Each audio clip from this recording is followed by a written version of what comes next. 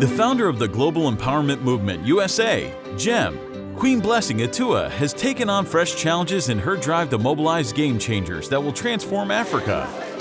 Queen Blessing, the recipient of a raft of awards and recognition, is now reaching out to unite people of African descent in the United States, Europe, and across the world to come back home. According to her, there are many Africans in the diaspora itching to come home, but have no idea how to go about it. She believes these Africans have learned a lot out there in the diaspora. In fact, she's now writing a book that will inspire diasporian Africans to accept who they are and recognize their potential and come together for Africa's development. As a matter of fact, I am working on a book, in this regard, talking about who we are, accepting who we are as Africans, and then working with other people of African descent and coming together as a global family to desire to change Africa and transform Africa into the Africa we want. That is not a one-man's person, it's all of us, and each and every one of us is valuable in doing that. She admits there are challenges back home. There are many of us in the diaspora, and that is why it's a brain drain for Africa. That's why it's really, what needs to happen is the diaspora, which is the blood line, which is the gain now.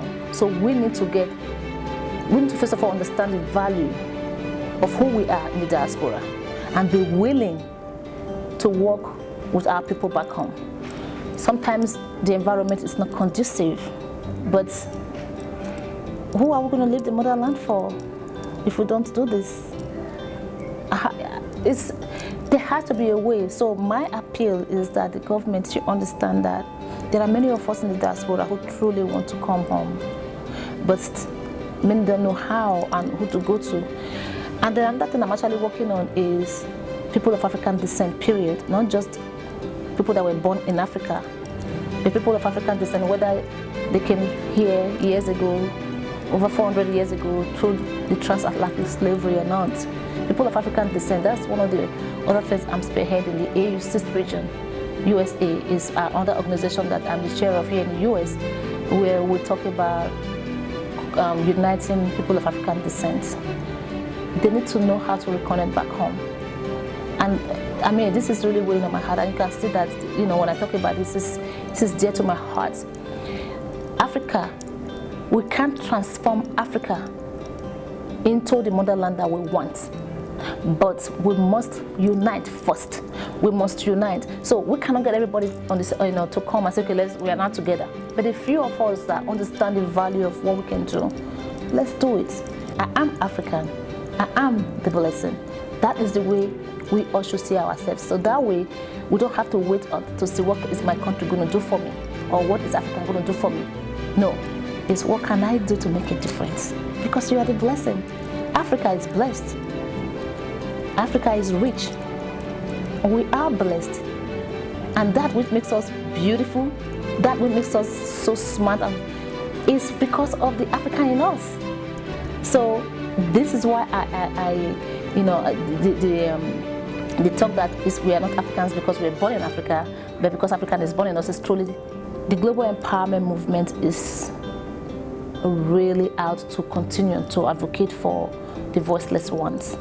Now, we're very passionate about human trafficking, but beyond the human trafficking, we believe that the reason, first of all, that the human trafficking in Africa is kind of different from the human trafficking we see here in the US. Of course, we talk about the coercion and the deceit and all of that stuff. Yeah, that's part of it. But the motivation or the what I call the reason behind, the roots behind many of the things we see in Africa, when people willingly allow themselves to want to travel or move, is not mainly because of the human trafficking from the way we see it here in America. It is mainly because they are seeking for greener pastures outside. So when they see what's going on in the US or what's going on in their own motherland, in their communities, they feel like they need to do whatever they can to get out of that situation, to migrate to other countries, and especially when they see us. So I don't blame them. It is because of the the infrastructural development, or whether it's even security, peace, war, just name it. It is because the motherland needs to be developed. It is because the motherland is all of us. So my heart goes out to people who are now at the bottom of the Mediterranean Sea. They don't belong there. It breaks my heart. Also, her GEM USA is largely about giving a voice to the world's voiceless, especially women and children. Itua's interaction with many Africans around the world fires up her desire to intervene. She believes these are also Africans because Africa is in them, though they were not born on the continent. We are the blessings of our communities. We are the blessings of Africa. And we must see ourselves as the solution to the issues that we see in Africa. And I'm going to repeat it again, that Africa is not a dark continent. Africa is not poor. It is poor because of the way people see it and because of the way things are. But Africa is truly rich. Africa is rich and Africa is blessed, and Africa has us. We are well educated. Many of us are very well traveled. So why can't we do what we need to do? So this is why I want us to rethink and think about our initiative, our mindset, just to transform the way we think and the way we feel about Africa. Because until we start to see that Africa is blessed and that we have a role to play in her development, then things are still going to continue to be the way they are. But until we see ourselves as the blessings of Africa, and until Africa changes, the world is still going to be looking at people of African descent the way it is. So we must see ourselves as the people who can change the narratives, not just for Africa, but for the world as a whole. We are one, and we must learn to speak with one voice, as a one people and a one continent. That's my message, especially those of us in the diaspora. My heart, goes to people who are people of African descent, Americans, for example, who have never been home before. I see a lot of them. I talk to a lot of them during this course of AU Six Region work that I'm doing, uniting the people of African descent in the USA. On this journey, I've seen and interacted with so many people who are so passionate about going back to the motherland, and they didn't know how to be reconnected. My message is for them. My message is for you, people of African descent in the USA and across the globe. There is hope. There is hope. Just know that you are not African because you were born in Africa, because you were not born in Africa, but Africa is born in you. And so I am because you are. You are because I am. And together we can make our world a better place. We can transform Africa. That's my word for you. We're coming, organizing different meetings and making a call. Please be willing to work with us. It will take all of us and our willingness to want to listen to one another to really make this change. And until we work together, we're still going to have the issues. But just know that Africa is ready. Africa is ready for each and every one of us. It's calling us. We are the children. We have to go back with and not drain it, but instead let's give it the gain that it wants. We have been privileged to be in, to be outside of Africa. It means that we have had opportunity of learning different things other than what we do in Africa, right? So now, whatever we've learned, whatever education we have received here, whatever training we have received here, Africa needs us to show it. We can advocate for our motherland, and as we do, our future generation will be happier and better for it. Queen Blessing has always been a source of encouragement for development of champions and watchers around the world who keep recognizing and appreciating her efforts. Apart from the Obama Lifetime Achievement Award, she's also bagged other laurels from London, Germany, America, and other parts of the world. She insisted she never seeks out recognition and will never get giddy with all of those honors. It's amazing. I just am excited, I'm honored, I'm humbled at the same time, and I know that this honor is not for me to make, it's not going to make my head big. Instead, it's called to serve. And just like, when I wear my pin, the Obama Lifetime Achievement Award, pin, what that reminds me is It's actually called to serve. that you were receiving another award in Atlanta. So I would love to show everyone your beautiful Royal Award. Thank you.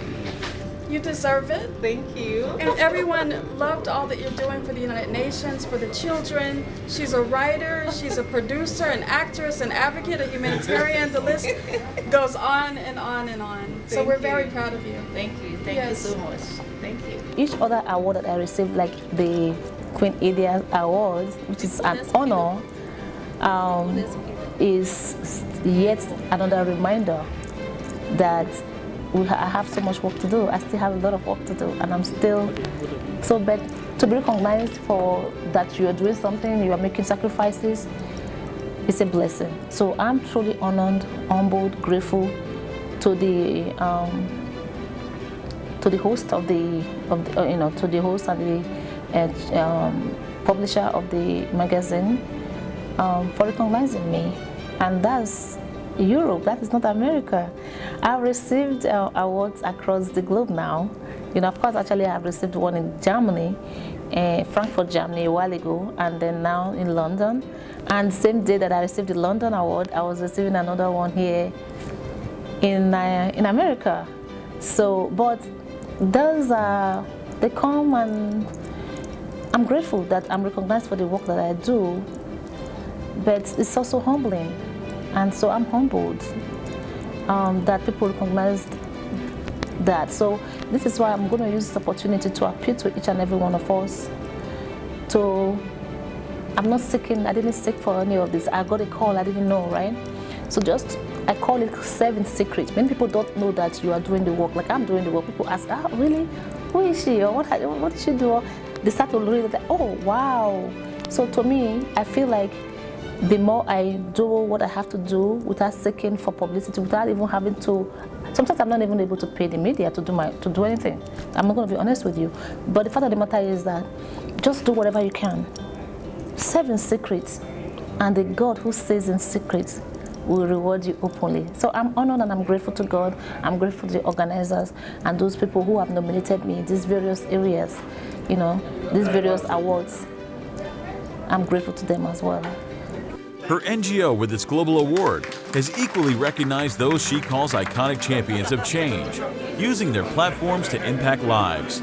The Global Empowerment Movement, GEM, USA, had a fabulous event where we honored our own trailblazers, those who we call the Blessings of Africa.